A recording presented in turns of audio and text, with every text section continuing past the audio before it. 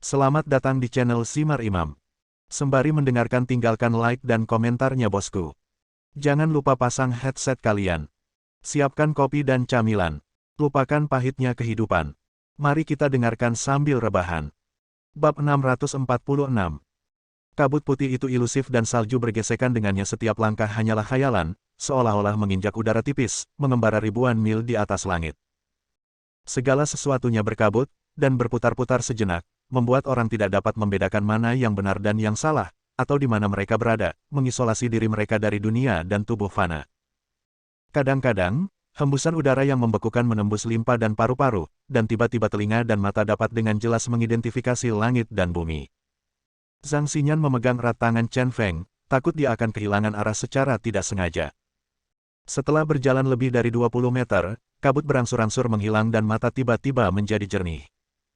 Saya melihat sebuah gua setinggi salju muncul dari sebuah tempat kecil di puncak gunung. Gua itu sebelumnya sangat datar, seperti halaman, dan salju telah disapu secara manual. Ada beberapa pohon cemara kuno yang menjulang tinggi di halaman, dan beberapa monyet liar serta beberapa rubah sedang berbaring malas dan bermain. Dan elang salju tadi berdiri dengan bangga di atas pohon cemara kuno. Mata tajam menatap si penyusup. Hati-hati. Chen Feng menarik Zhang Xinyan dan berjalan melewati lorong sempit. Kedua sisi lorong dipenuhi kabut dingin yang tak ada habisnya. Meski berada di puncak gunung, namun pelataran ini tetap memiliki suasana kehidupan. Terdapat pagar tertutup, sepetak tanaman hijau di atas salju, serta beberapa buah dan sayur yang digantung di dinding gua. Monyet itu sangat tidak kenal takut dan sepertinya mengenali Chen Feng. Melihat dua orang itu datang, mereka semua merangkak dan berteriak di sekitar mereka. Chen Feng mengabaikan mereka dan menarik Zhang Xinyan ke dalam gua. Di dalam gua, dapat dikatakan bahwa ini adalah dunia yang sama sekali berbeda. Entah itu gua alam atau gua buatan, ada ruang besar yang terbentuk rapi di dalamnya. Aku baru saja melihat wanita berbaju putih, duduk di depan sebuah batu, tangan kanannya yang putih halus memetik tanaman dari keranjang di punggungnya. Posturnya menyenangkan dan temperamennya bebas serta santai. Di dalam gua cukup hangat, dan banyak kebutuhan sehari-hari tersedia. Ada tali yang diikatkan di atas kepala wanita berbaju putih itu. Di tengah-tengah tali itu terdapat sehelai kulit yang menutupi seluruh lebar 20 cm. Melihat adegan ini, kata Bibi tiba-tiba muncul di kepala Zhang Xinyan. Belum lagi, wanita berbaju putih ini benar-benar terlihat seperti gadis naga kecil. Dan mungkinkah tali yang diikat ini menjadi tempat tidur wanita berbaju putih di malam hari? Orang gila, kamu kembali. Hei, kamu membawa boneka gadis cantik. Saat aku sedang memikirkannya, tiba-tiba aku mendengar suara yang dalam datang dari dalam gua. Suara itu sepertinya memiliki kekuatan sihir, memberikan Zhang Xinyan ilusi yang tak dapat dijelaskan dan mendebarkan. Dia melihat lebih dekat dan melihat seorang lelaki tua dengan rambut putih dan janggut putih duduk bersila di tanah. Rambut putih lelaki tua itu tergerai ke tanah, dan janggut putihnya mencapai bahunya. Dia terlihat sangat misterius, seperti dewa tua. Orang tua, tetaplah hidup. Aku khawatir aku tidak akan melihatmu mati di puncak gunung. Mendengar suara lelaki tua itu, Chen Feng tersenyum penuh pengertian dan bercanda. Jelas sekali, dia sangat akrab dengan lelaki tua itu, jadi dia begitu menggoda secara verbal. Orang tua itu tidak marah, lalu tertawa dan berkata, "Jangan khawatir, saya tetap di puncak gunung, dan hidup saya sangat stabil setiap hari. Memangnya seperti Anda. Melangkah ke dunia, setiap langkah berbahaya. Saya yakin Anda pasti akan mati sebelum aku." Chen Feng membawa Zhang Xinyan lebih dekat ke lelaki tua itu, dan Zhang Xinyan dapat melihat wajah lelaki tua itu dengan jelas. Lelaki tua itu kurus seperti tongkat, wajahnya penuh lekukan, matanya menyipit, dan banyak terhalang oleh alis putihnya yang terkulai. Telinga lelaki tua itu sangat aneh, kedua daun telinganya memanjang dan digantung di bahunya, seperti Buddha Maitreya. Saat mengamati, mata Zhang Xinyan tiba-tiba berbinar, dan dia bahkan lebih terkejut. Saya melihat banyak rantai gelap tumbuh dari punggung lelaki tua itu, menjauh, dan tergantung di dinding batu.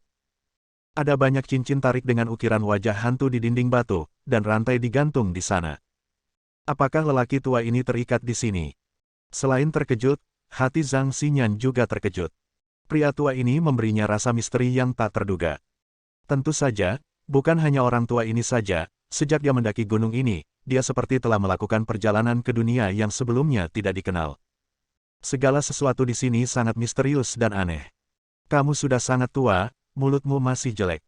Chen Feng mengutuk sambil tersenyum, tanpa rasa kagum seperti Zhang Xinyan. Dia berkata kepada Zhang Xinyan, "Xinyan, ini orang tua Chang Sui."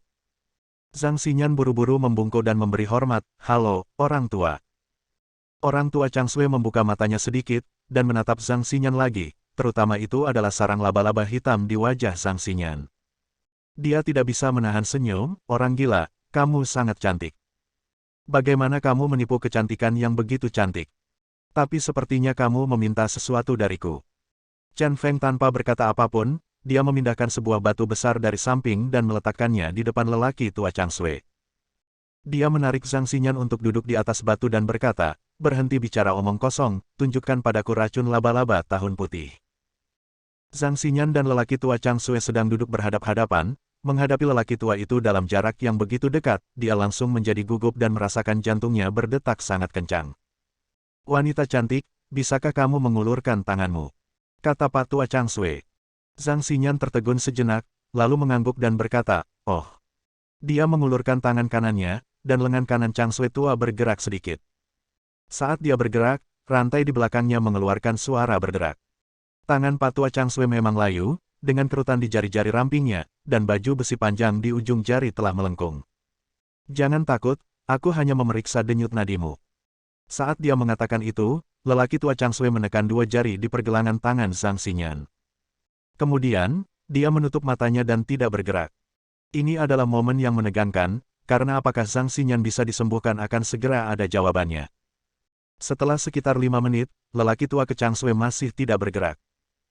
Chen Feng tiba-tiba menjadi cemas dan melepaskan kaki lelaki tua itu dari pergelangan tangan Zhang Xinyan. Dia berkata dengan marah, "Mengapa kamu berpura-pura kepadaku bahwa butuh waktu lama untuk memeriksa denyut nadinya? Xinyan adalah wanitaku, kamu akan berada di sini sehari lebih lama." Zhang Xinyan tampak bingung dan tidak mengerti apa yang dikatakan Chen Feng semuanya. Orang tua Chang Sui terbatuk dengan canggung, lalu membuka matanya dan berkata, "Belum lagi, racun ini cukup kuat. Pada dasarnya tidak ada obatnya di dunia ini, dan kecantikan Xinyan hanya memiliki 3 atau 4 hari lagi untuk hidup. Saya mati. Bisakah kamu berhenti berbicara omong kosong? Kamu bukan orang duniawi. Katakan padaku secepatnya, apakah ada cara?" Chen Feng sudah sedikit cemas.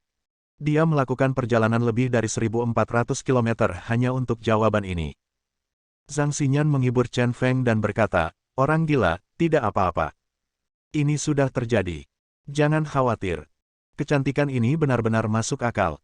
Chang Sui tua merenung sejenak dan berkata, "Dengan kemampuanku, aku bisa tidak menyelesaikan segalanya. Racun yang diracuni oleh Nona Xinyan sebenarnya disebut usia 7 hari. Ini adalah racun yang unik untuk laba-laba tahun putih. Dalam 7 hari, dapat membuat orang merasa seperti telah menghabiskan 70 tahun. Tidak bisa disembuhkan sepenuhnya. Bisakah Anda menjelaskannya dengan jelas?" Chen Feng tiba-tiba saya merasakan firasat buruk.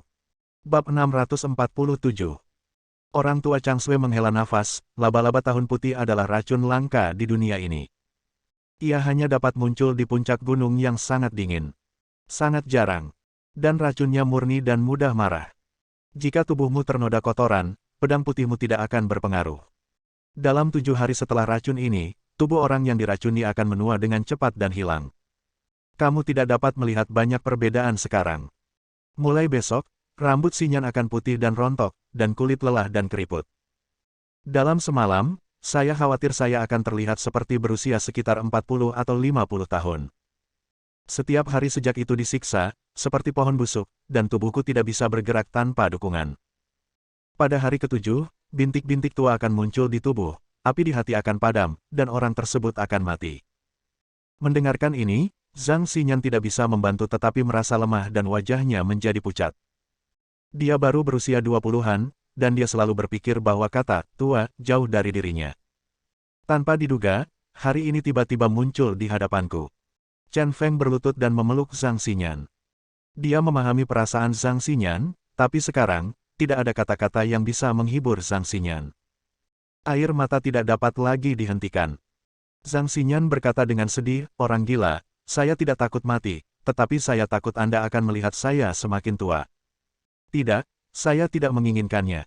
Jika demikian, saya lebih suka mati sekarang. Itu adalah takdir yang tidak bisa dia hindari, jadi dia menerimanya. Namun, satu-satunya keinginannya adalah meninggalkan versi sempurna dirinya di hati Chen Feng. Chen Feng juga patah hati. Dia memeluk Zhang Xinyan dan berkata, "Jangan takut, pasti akan ada jalan." Dia mengangkat matanya dengan cahaya dingin dan berkata kepada lelaki tua Chang Sui, "Orang tua, aku tidak memintamu mengatakan ini.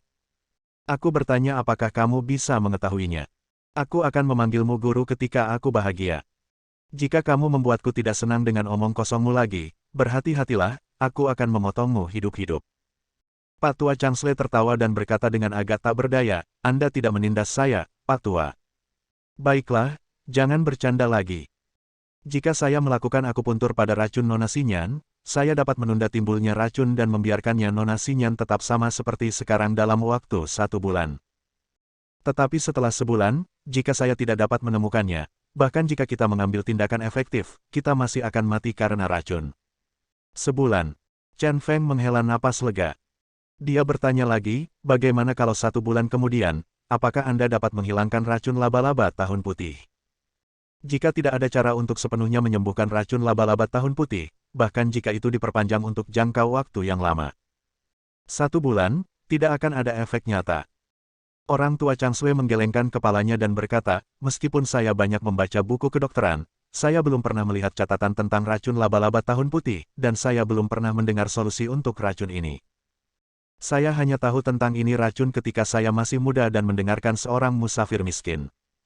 Apa yang dikatakan pendeta Tao tua itu? Meskipun tidak ada solusi yang siap pakai, saya memiliki metode jarum perak yang dapat memperlambat kerja darah beracun. Selain itu, teori medis semua racun adalah sama, terutama untuk penyakit ekstrim ini.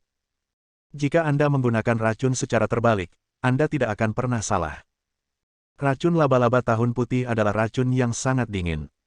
Menurut pengalaman medis saya, jika saya dapat menemukan bahan obat yang sangat panas, mungkin saya bisa mencobanya." "Bahan obat apa yang sangat panas itu?" Chen Feng bertanya dengan tergesa-gesa, penuh semangat.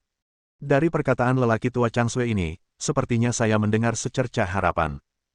"Itu hanya mungkin, tetapi kemungkinannya masih sangat kecil." Pak Tua Chang Sui pertama-tama menjelaskan kemungkinan detoksifikasi, dan kemudian melanjutkan, untuk mengatakan bahwa yang paling panas di antara bahan obat adalah rumput senming, itu. Rumput nyanyian dewa. Pak Tua Chang Sui baru setengah berbicara ketika Chen Feng dan Zhang Xinyan berteriak kaget pada saat yang bersamaan. "Xinyan, cepatlah, jimat perdamaian." Chen Feng berkata buru-buru kepada Zhang Xinyan. "Jika saya ingat dengan benar, ada 3 kata, Sen Ming Chao, di jimat perdamaian itu." Zhang Xinyan mengangguk dan mengeluarkan jimat perdamaian berbentuk segitiga dari pinggangnya. Chen Feng mengambil jimat perdamaian, setelah membukanya dan memastikannya berkali-kali, dia sangat terkejut.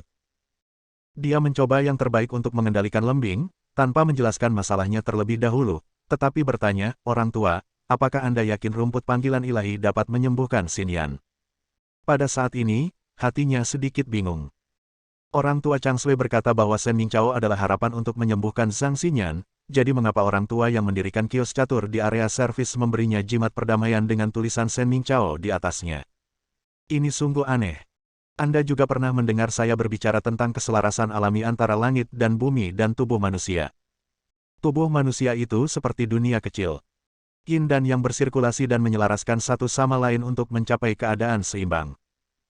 Dari usia 7 hari memasuki Nona Xinyan keseimbangan ini rusak di dalam tubuh, dan tubuh menjadi sangat dingin, yang kemudian menyebabkan reaksi berantai di dalam tubuh, dan semua fungsi hancur. Jika energi yang sangat panas dapat memasuki tubuh Nona Xinyan tubuh dan melawan gas beracun yang sangat dingin, lalu dengan bimbingan dan pengkondisian jarum perak untuk mengontrol denyut nadi, mungkin Nona Xinyan bisa diselamatkan. Kata Pak Tua Chang Sui dengan tenang. Mendengar ini, Chen Feng menunjukkan ekspresi gembira dan berkata sambil tersenyum, "Kamu orang tua. Katakan padaku, di mana saya bisa menemukan rumput senming." Dia memegang erat tangan Zhang Xinyan, dan menjadi lebih percaya diri dalam memperlakukan Zhang Xinyan. Zhang Xinyan juga bersandar pada Chen Feng dengan patuh dan melihat harapan. Orang tua Chang Sui berkata dengan susah payah, "Rumput senming bukanlah ramuan sederhana. Anda bisa membelinya di mana saja. Ini adalah hal yang sangat langka. Sejauh yang saya tahu, rumput Senming hanya muncul 3 kali di dunia. Yang terbaru seharusnya muncul di Yuntangmen di Sichuan. Dikatakan bahwa pemimpin Aula Qianzhou mereka pernah memilih satu di Gunung Kaiyun. Mendengar ini, bahkan orang yang tenang seperti Chen Feng pun begitu terkejut hingga dia tidak bisa menahan diri. Dia memegang jimat perdamaian, melihat baris kata-kata kecil lagi, dan bergumam, Gunung Kaiyun Qianzhou Tang Senming Chao. Xinyan, kami merindukan seorang ahli. Pada saat ini, dia sangat menyesal. Tak perlu dikatakan lagi, lelaki tua yang mendirikan kios catur itu pasti memperhatikan usia Zhang Xinyan yang berusia 7 hari. Jadi saya diam-diam menulis catatan ini.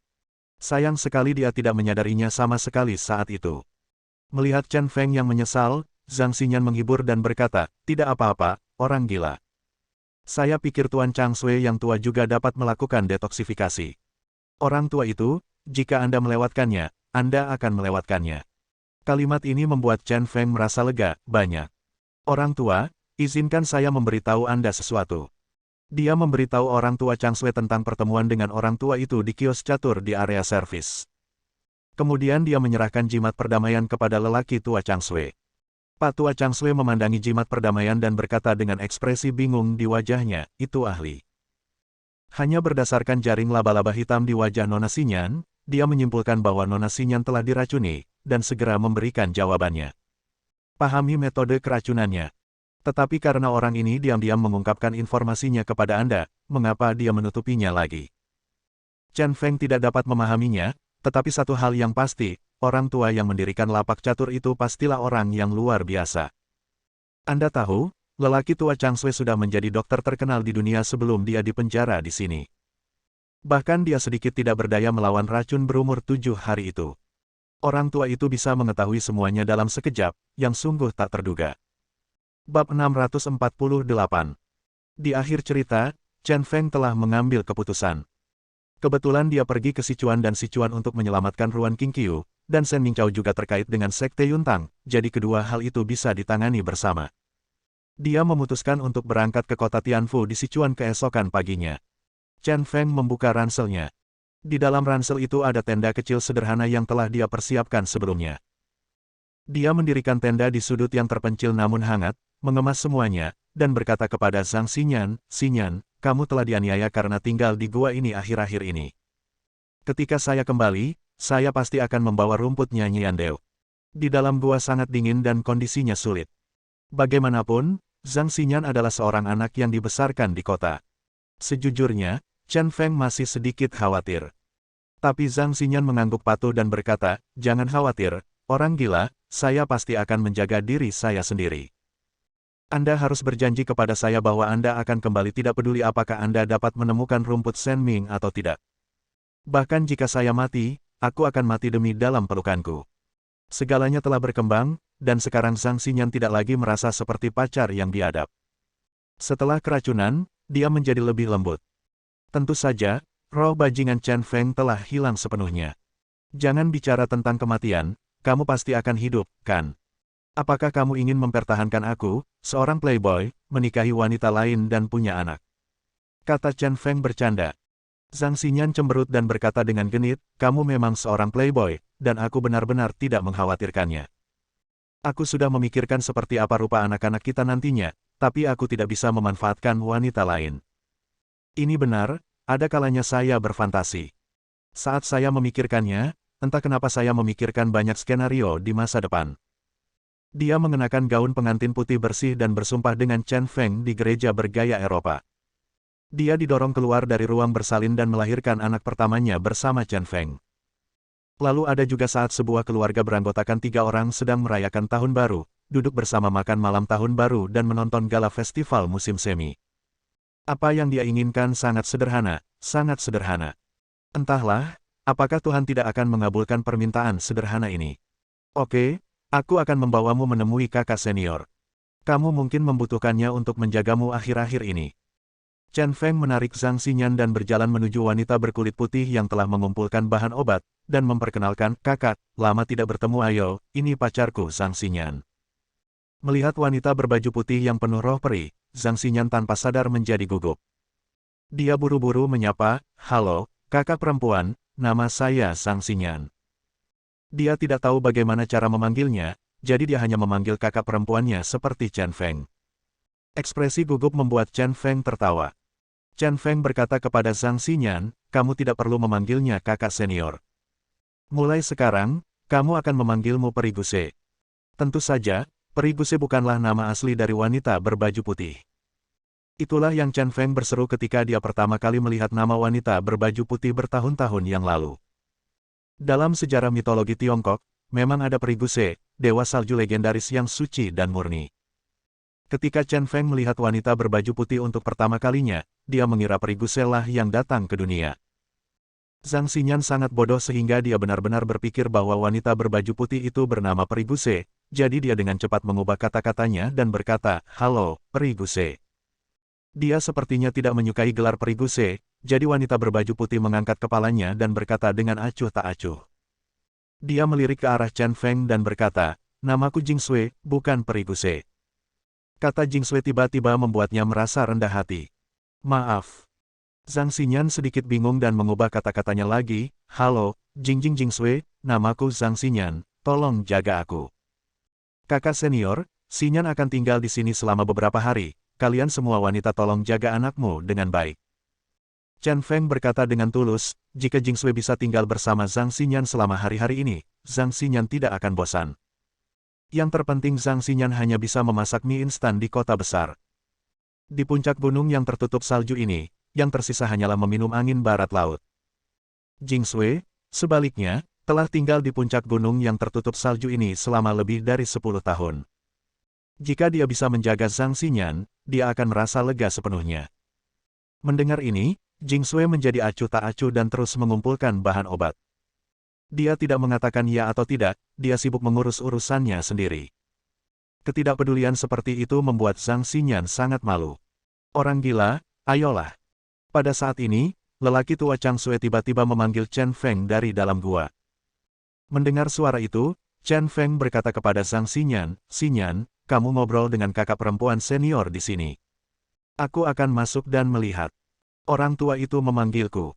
"Gila, aku ingin untuk pergi bersama Chen Feng," tapi Chen Feng segera pergi. Untuk beberapa alasan, Zhang Xinyan selalu sangat gugup saat menghadapi Jing Sui. "Pak tua, apa yang kamu ingin aku lakukan?" Chen Feng menghampiri lelaki tua Chang Sui dan berkata dengan santai. Bergaul dengan Pak tua Chang Sui adalah proses pertengkaran satu sama lain. Tidak bisa dikatakan mereka tidak sopan, singkatnya mereka saling menggoda. "Kamu anak kecil, kamu sama sekali tidak tahu bagaimana menghormati orang yang lebih tua." Chang Sui tua tampak tidak berdaya, tiba-tiba menjadi serius, melirik ke arah Chen Feng, dan berkata, "Hanya melihat momentummu, kamu sedikit mengintimidasi, ada apa masalahnya? Apakah semua jarum perak di tubuh telah dipaksa keluar?" Chen Feng berpikir sejenak dan tidak menyembunyikan apapun. Dia duduk di hadapan lelaki tua Chang Sui dan berkata, "Ya, kami menemui beberapa masalah. Agar untuk menyelamatkan 43 anak, ada juga untuk memenuhi janji kepada wanitaku." Mendengar ini, Pak tua Chang Sui menghela nafas dan berkata, "Saya sudah memperingatkan Anda sejak lama bahwa ke-16 jarum perak tidak dapat dipaksa keluar dari tubuh. Bagi Anda, itu sangat berbahaya dan mengancam jiwa kapan saja, tidakkah Anda mengerti?" Chen Feng terdiam. Dia tahu Pak tua Chang Sui benar. Namun terkadang, pilihan dalam hidup tidak ada di tangan Anda. Bahkan jika Anda tahu bahwa membuka semua segel jarum perak, mungkin ada risiko jantung Anda meledak. Namun, dia tidak bisa begitu saja menyaksikan anak-anak itu mati. Dia juga tidak akan lari dan kehilangan janji seorang pria. "Oke, aku belum mati," kata Chen Feng sambil tersenyum. Senyuman itu adalah senyuman pahit. Orang tua Chang Sui berkata tanpa daya, "Ingat mulai sekarang, tanpa perlindungan jarum penyegel tulang, laju aliran darah Anda beberapa kali lipat dari orang lain. Jika Anda menggunakan kekuatan lagi, kemungkinan besar jantung Anda akan meledak. Oleh karena itu, kecuali jika benar-benar diperlukan, Anda tidak boleh menerobos blokade semua jarum penyegel tulang, apalagi menyerang orang lain dengan mudah dalam keadaan itu." "Saya mengerti." Mata Chen Feng sedikit menyipit dan dia mengangguk. Dia tahu Pak tua Chang Sui melakukannya demi kebaikannya sendiri. Lagi pula, ketika seseorang meninggal, tidak ada apa-apa. Dan dia memiliki hal-hal yang lebih penting untuk dilakukan daripada kehidupan. Jadi dia tidak boleh mati sekarang. Bab 649. Di dunia ini, selain dirinya, satu-satunya yang mengetahui rahasia tubuh Chen Feng adalah lelaki tua Chang Sui. Pak Tua Chang Sui berkata, kamu bahkan tidak bisa menjelaskan apa yang kamu alami di Dark Abyss saat itu. Ini juga aneh. Pengalaman aneh seperti itu telah membuat kekuatanmu melonjak dan mencapai situasi yang menakutkan. Itu adalah pertama kalinya aku bertemu kamu tahun itu. Chen Feng diselamatkan oleh Jing Sui. Dewa malam penuh luka. Sejujurnya, dia telah mempraktikkan pengobatan sepanjang hidupnya dan berpikir dia telah mempelajari tubuh manusia secara menyeluruh. Tapi tubuh Chen Feng terlalu aneh. Selain berbagai fungsi tubuh yang selalu dalam keadaan kasar, ada juga kerangka. Tulang Crazy Chen adalah tulang manusia teraneh yang pernah dilihatnya. Sulit, sangat sulit hingga ekstrim. Itu karena kerangka ini, yang lebih keras dari baja, telah menahan begitu banyak pukulan fatal. Saya harus mengatakan, ini sungguh menakjubkan. Jangan sebutkan ini. Ilmuwan gila itu menggunakan racun, listrik, api, dan medan magnet untuk menyiksaku selama lebih dari sebulan. Itu adalah mimpi burukku. Saya tidak tahu apa yang terjadi. Saya hanya merasa tubuh saya terbakar dan kekuatan saya meningkat pesat. Kalau tidak, mustahil untuk melarikan diri dari Dark Abyss. Memahaminya sendiri. Tetapi seperti yang Anda katakan, di dunia ini, segala sesuatu saling melengkapi. Saya memperoleh kekuatan yang besar, tetapi juga berubah menjadi tubuh yang sakit-sakitan. Bahkan dengan kekuatan yang menakutkan, saya tidak berani menggunakannya dengan santai, dan saya harus khawatir tentang penuaan dengan kecepatan beberapa kali lipat. Omong-omong, saya benar-benar harus berterima kasih. Jika saya tidak diselamatkan oleh kakak perempuan saya dan bertemu dengan seorang dokter pengobatan Tiongkok tua seperti Anda, saya mungkin tidak akan hidup sekarang. Ketika berbicara tentang masa lalu, Chen Feng dipenuhi dengan emosi. Dapat dikatakan bahwa ini merupakan perjalanan yang bergelombang dan perjalanan yang legendaris. Apakah semuanya berjalan baik di Qinzi beberapa bulan terakhir ini? Chen Feng menyipitkan matanya dan berkata sambil tersenyum masam, ini berjalan baik, tapi itu tidak berjalan dengan baik. Lagi pula, sekarang akibatnya, Qinzi memang menjadi markas bagiku, seorang penyendiri. Ketika aku pertama kali tiba di Qinzi, aku tidak punya siapapun untuk diandalkan, dan ada banyak musuh dan penjahat. Satu-satunya kartu yang saya miliki adalah Li Quan, dan saya harus menyembunyikannya. Dan seperti yang Anda katakan, hanya ada sedikit orang di dunia ini yang mengetahui kekuatan saya yang sebenarnya, jadi saya harus menanggungnya. Setiap pohon yang indah di hutan akan dihancurkan oleh angin.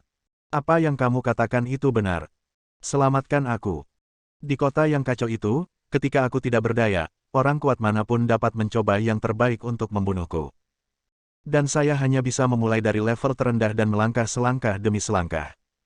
Saya merasa nyaman. Bahkan jika saya memiliki kekuatan yang besar, saya masih harus menghadapi musuh dan mencegah orang lain mengetahui identitas saya yang sebenarnya. Dengan cara ini, dari mempermainkan beberapa trik dengan para gangster hingga mulai berinteraksi dengan Night Fury, aku belum mengungkapkan kekuatanku, ini juga merupakan kunci kemenanganku pada akhirnya.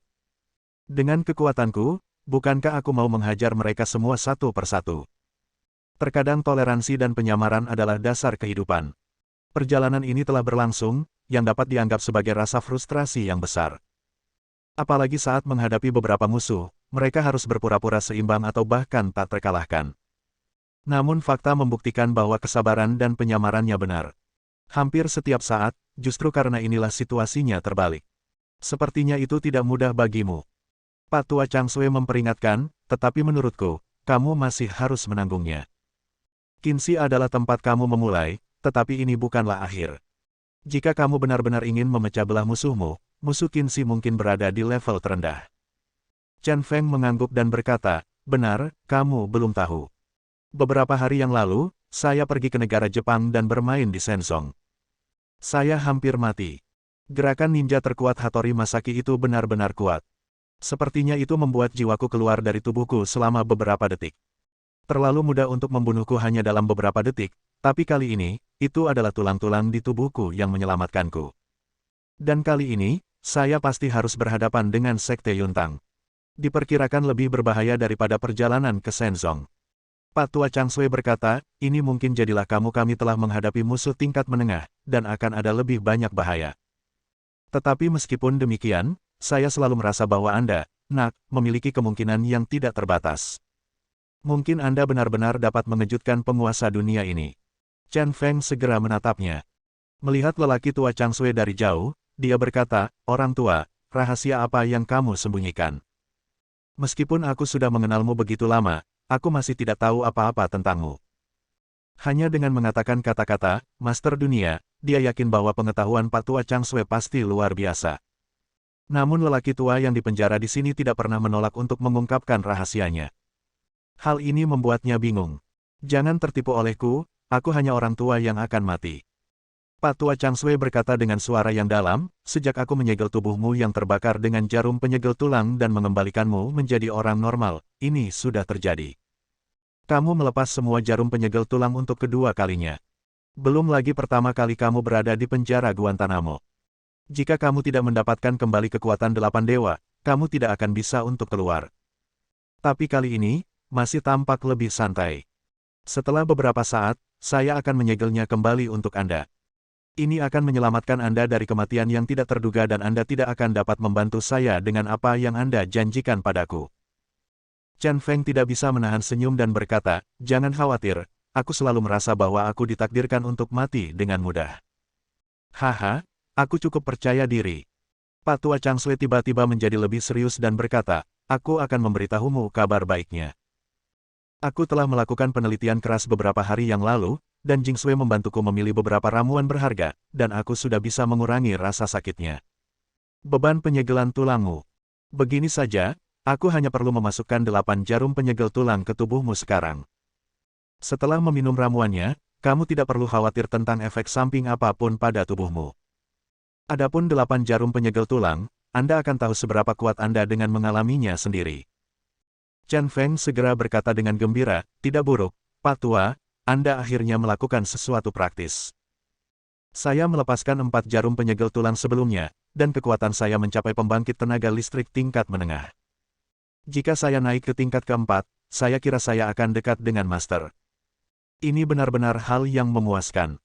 Lagi pula, pergi bagi Yuntang Men kali ini benar-benar berbahaya. Jika Anda bisa meningkatkan kekuatan Anda sebelumnya, Anda akan lebih percaya diri. Jangan terlalu senang dulu. Aku akan membantumu hanya jika kamu menjanjikan sesuatu padaku." Pak Tua Chang Sui tiba-tiba mengajukan permintaan. Chen Feng segera mengerutkan kening dan berkata, "Apa maksudmu? Kamu ingin aku memenuhi janjiku kepadamu sekarang?"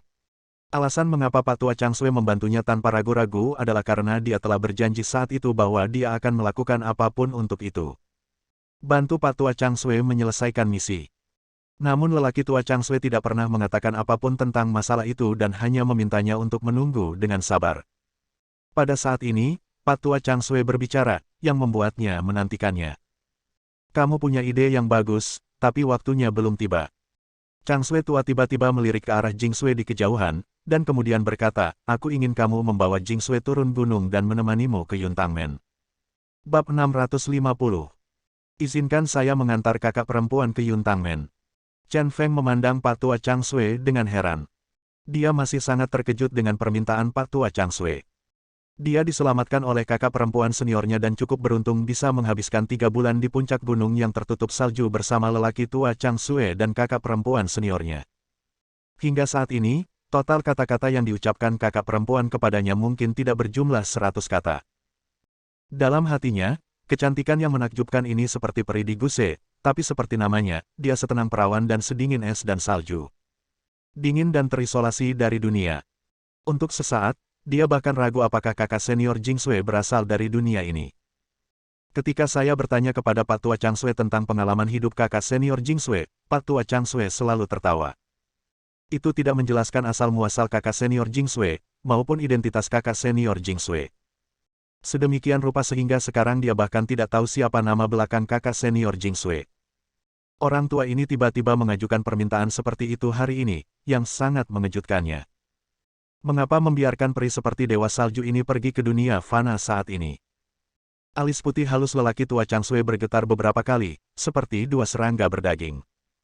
Dia mengerang dan berkata, "Apakah kamu tuli? Mengapa kamu mengulanginya?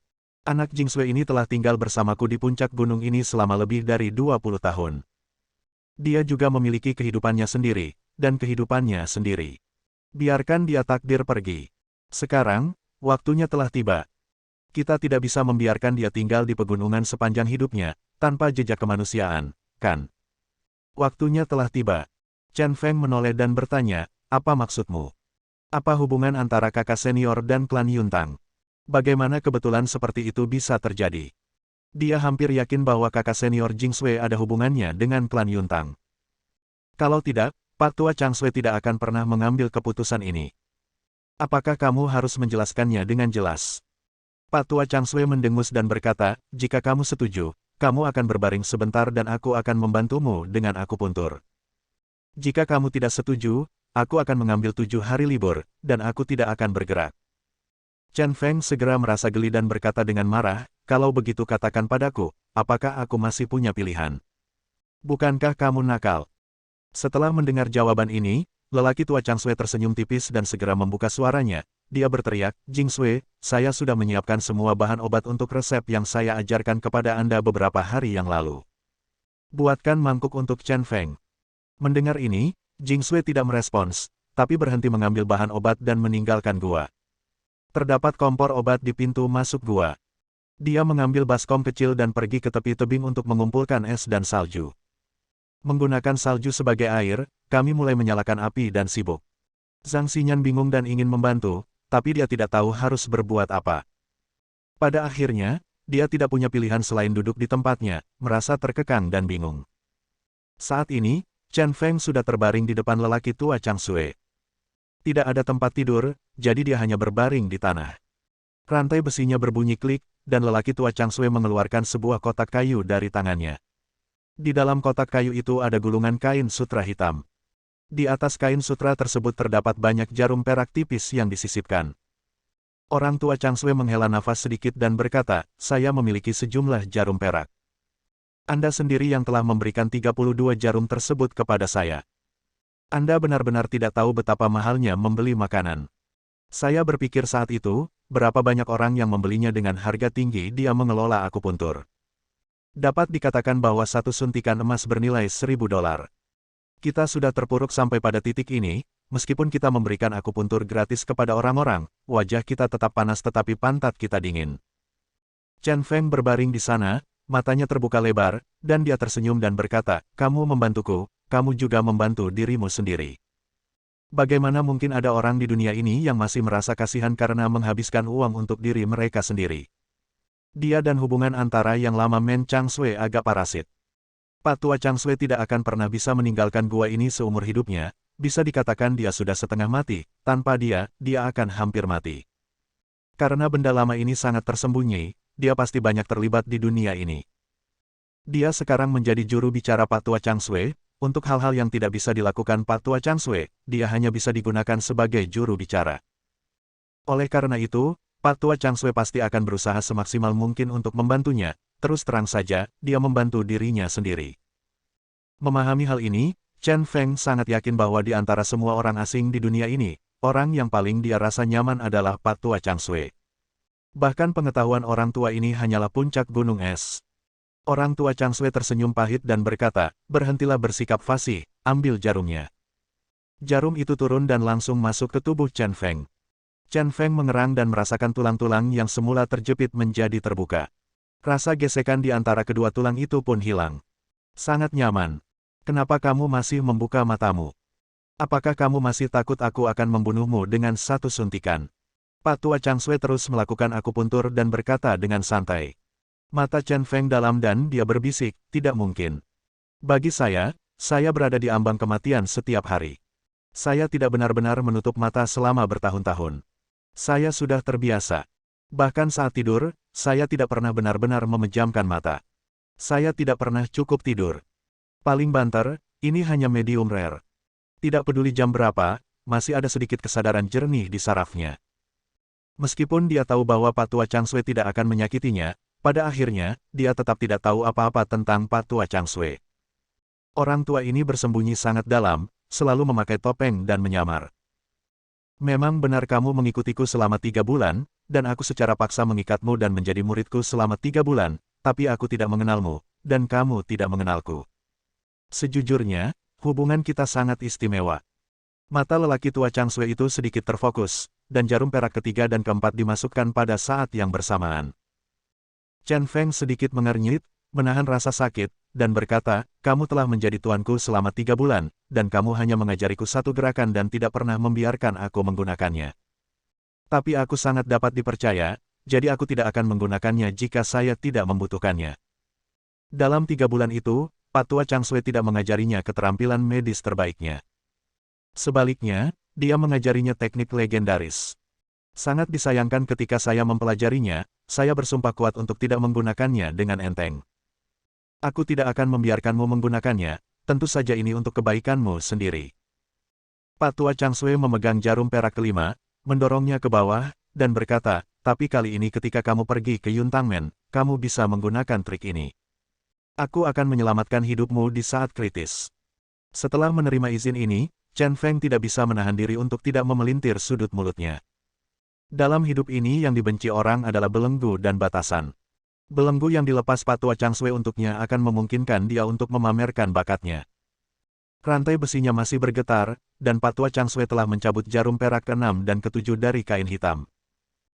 Tepat sebelum dia hendak memasukkan, ekspresinya tiba-tiba menjadi sedikit gelap, dan suaranya sedikit serak ketika dia berkata, banyak orang memakai 2 topeng sepanjang hidup mereka, yang satu untuk dilihat orang lain, dan yang lainnya hanya untuk dilihat sendirian saat larut malam. Nak, di balik penampilan nakalmu, bisakah kamu memiliki wajah yang luar biasa? Setelah selesai berbicara, Pak Tua Chang Sui menekan 2 jarum.